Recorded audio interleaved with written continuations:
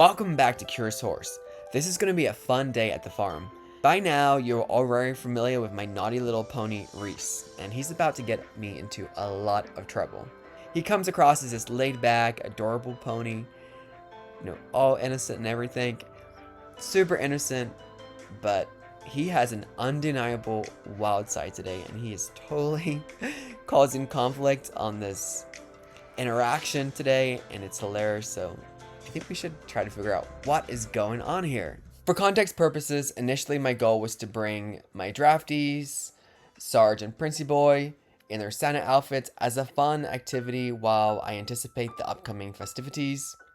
And I also wanted to start the next phase of the integration process, and this method has worked for me before, bringing the horses into the paddocks, riding them, but it's not going so smoothly. There is quite a lot of conflict going on. I expected Reese, which we're about to see, to have a moment, to get the sumis, but not to this extent. He's giving Prince such a hard time. In addition, my steady Eddie, as you know, Prince, who's always the sweet angel, is being influenced to a level I didn't think possible, showing a more playful side that I really haven't seen before, which I do like, but it was unexpected, and I'm riding Sarge and ponying Prince, so it's a little bit more of a challenge getting harassed by my little Viking pony. And you'll see that it heightens after this scene when we go on a mini trail ride. But I'm just trying to figure out what is going on with my babies today. To me, it looks like we have 5 of my horses that all want different things, and there is some conflict and tension going on, and I'm trying to figure out what exactly that is. So starting with Sarge. Sarge is always very well behaved and correct. He's also very sensitive. He doesn't like to do anything wrong, and he likes to be in full agreement with me at all times because he can be sensitive. So ponying Prince behind Sarge is causing a little bit of the issue on the steering, and it's just making Sarge feel like he's doing something wrong. Next, we have Princey Boy. He does not like confrontation at all, and he's trying to remain on his best behavior as much as possible with Sarge and I. He's not sure if he should listen to Reese or me, I think. However, Reese is pushing his limitations, and I do feel this energy shift. It now seems like he's fighting the urge to be a good boy, but with this energy shift, I think now he wants to play. What is your interpretation? Maybe he's just being defensive? I'm not quite sure. Before looking into Reese, because he gets even more wilder, let's consider the girls. Starting with Patriot. So Patriot can be very set in her ways at times. She especially loves consistency. She likes to know what's going on. Although she's young, I can tell she's controlling. And she has been having an issue with Reese because he has been reprimanding Patriot sometimes when she's bringing out her natural dominance. So putting all these other horses in with her, the 2 big drafts, I think it's causing her to be a little less feel like she's in control. She's interested, but it's a lot for her to soak in. And I think Reese is going through the most conflict mentally. As you know, he's a disruptor. I get that. I used to work in software technology, and that's encouraged. But although he's a disruptor and he wants to play and be boisterous, part of him is also thinking these are 2 big boys in the paddock with his mares, and he may consider Patriot and Drakina his. Look, right now he's attempting to he wants to rip Prince's Santa stockings off. And does Prince think, oh, I'm just giving to pressure, it'll be over soon? I don't know. Now he's jumping on his back. Do you think he's doing this out of protection of his mares, or do you think he's being boisterous and wants to play with Prince? I'm not sure. Now we have Drakina. She wants to maintain her bond with Patriot. She has become glued to Patriot lately. She even favors Patriot over me at this point, and I'm happy that the girls are so close. Remember, this was one of the goals of getting Drakina from the auction, was for Patriot and her to be, sisters, so it's working, but deep down, I am a little bit jealous that Drakina doesn't want to spend as much time with me, but I'm not going to separate her from her best friend. She's a yearling, And ever since she's got here, she really has been trying to work her way into the herd. So the issue that Drakina is facing is that she wants to be glued to Patriot right now, but she also wants to bond with Prince and Sarge for the first time. You know, she's very social, she's very empathetic, she's actively trying to form deep relationships within the herd, and she is an old soul, like many of you have said, and I do agree with that. And one thing that I also noticed is that once I bring Patriot into her and Reese's mix, Drakina was no longer infatuated by Reese. She's probably a girl's girl. I think she's a girl's girl. And I'm wondering if it's because Reese has taken on more of this little macho persona and he sees Drakina and Patriot as his mares. So I'm just not sure if that's why she's more inclined to be with her unofficial sister, Patriot. It's getting increasingly harder to hold this lead rope ponying Prince because Reese is being so feisty. They've never been out in the same paddock before. I hope he doesn't get off, but it's getting hard to hold. This is my first pony, so I don't have a conclusion on this theory yet. However, many people say that ponies are perceived as dominant over larger horses due to their smaller sizes, which can sometimes lead to a more assertive or feisty behavior. In addition, the ponies have a history of being bred in harsh environments, and that required them to have this intelligence and just a general adaptability to survive. And this resulted in making ponies appear more confident and less likely to back down from confrontation. See, I knew Prince was gonna get off. Prince could not look any cuter in his Santa Claus costume. Prince, you better be good to Reese. I know he's being mischievous, but you are almost 2,000 pounds, baby. Oh my, he has Prince's lead rope in his mouth like he's a Great Dane puppy. Okay, back to the pony theory that ponies are all kind of dominant over large horses.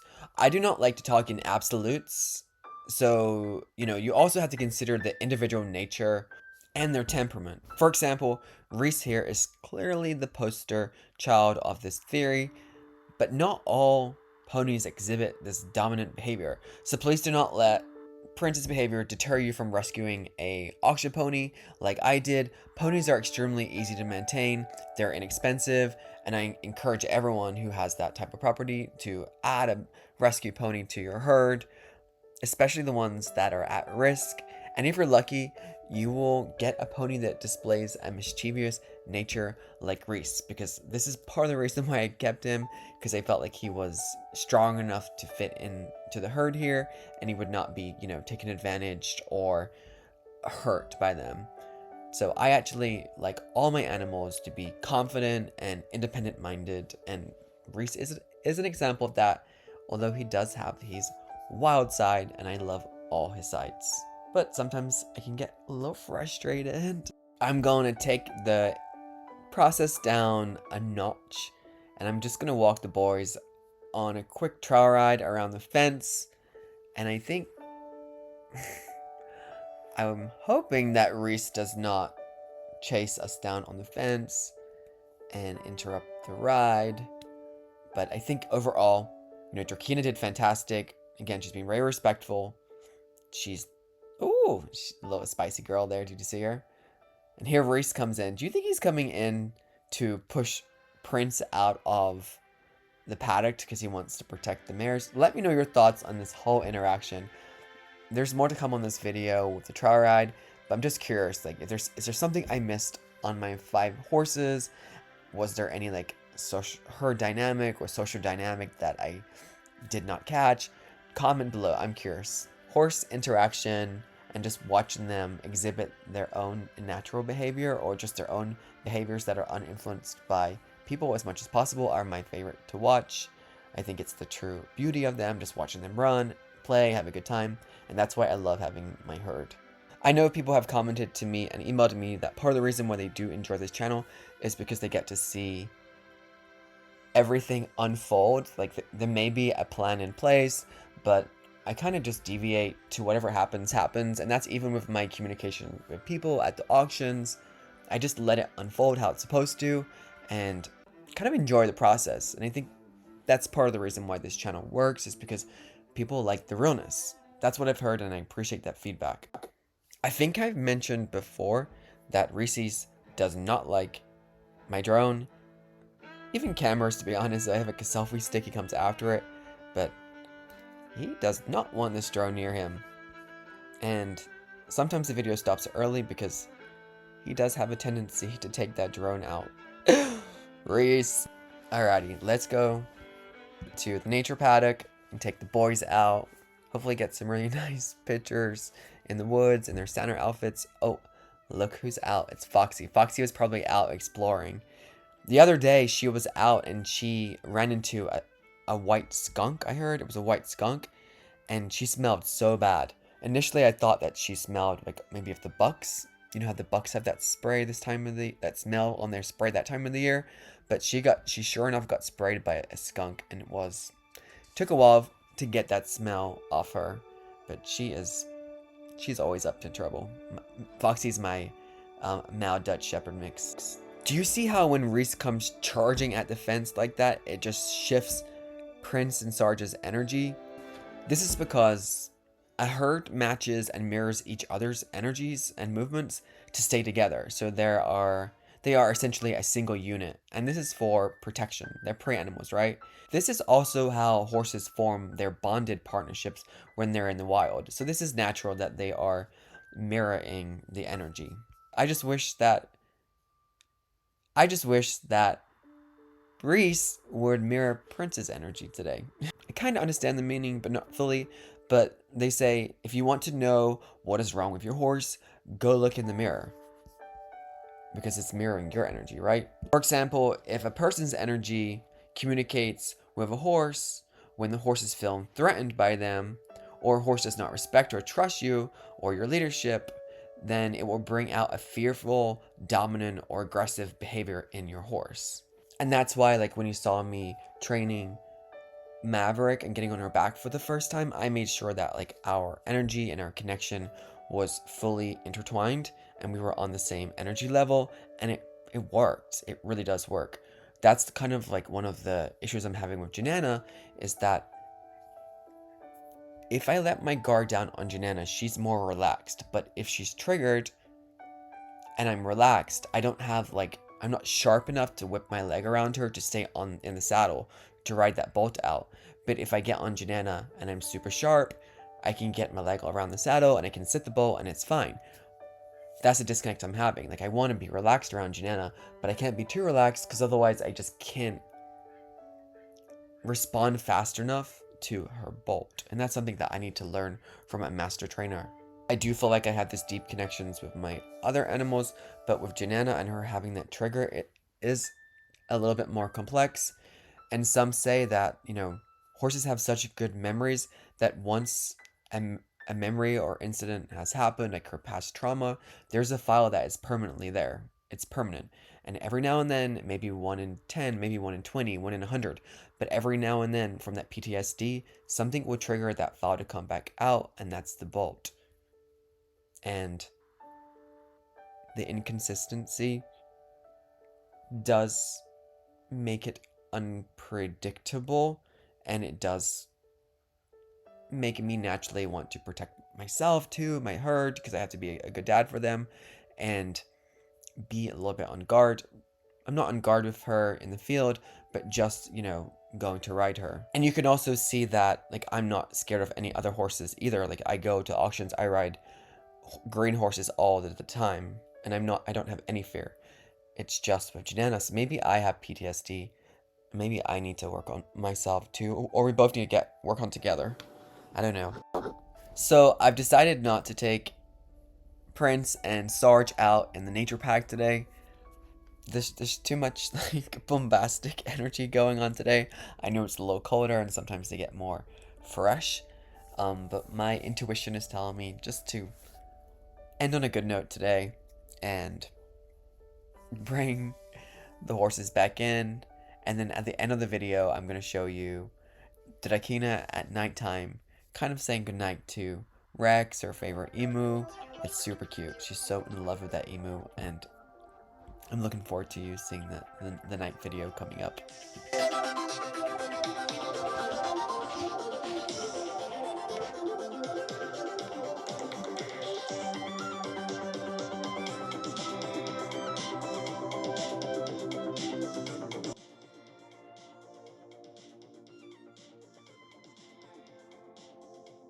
I know I attend these auctions, and a few members have been concerned with my farm becoming just overwhelmed, but I do want you to know that I also go to these events as part of my adventure to learn and obtain knowledge which is needed for me to continue to grow and continue on my path. And although I'm not quite sure what that path is today, I know I'm heading in the right direction. I have met so many friends and connections, and I've expanded my knowledge and experience tremendously. And it's always been important for me to have an open and broad mind as part of the discovery process. And it's always been my dream that one day I will help horses within my capacity how I think it should be done. However, the funds that I have today, I've allocated towards my herd, and they're there to ensure that I have the long-term care and my horses have the sustainability. I do not believe that my herd would be secure financially if I took on rescue horses just to the sheer veterinarian fees. For me to feel comfortable with moving forward with rescuing horses, there are just so many unknowns that are unknown at this time that I just have to learn and figure them out, and it's going to take time. One of the long-term goals is for me to set up a permanent horse fund that will be legally restricted to the extent that only the earnings, not the donated assets or the fund principal itself, but just the earnings would be used for the veterinarian care and general care of the rescue horses. Essentially, donors or organizations that cross my path will donate a sizable amount to this permanent fund where the principal will never be depleted. So that way I can assure that the horses will be financially secure, and that's very important to me. And again, this is a long-term goal. I cannot forecast the time horizon, but typically when I manifest and I have a passionate dream, I always turn that into reality. So not only do I have to establish the sustainable funding, I also have to acquire the knowledge, and this is part of the adventure and the road of discovery that we are on today. And I'm so appreciative for everyone's support on this channel. We are truly only just getting started, and it's very early days in the process, but I can't thank everyone enough for the support and the knowledge that you're sharing. This is how we're going to make change, and we're going to save a lot of horse babies in the future.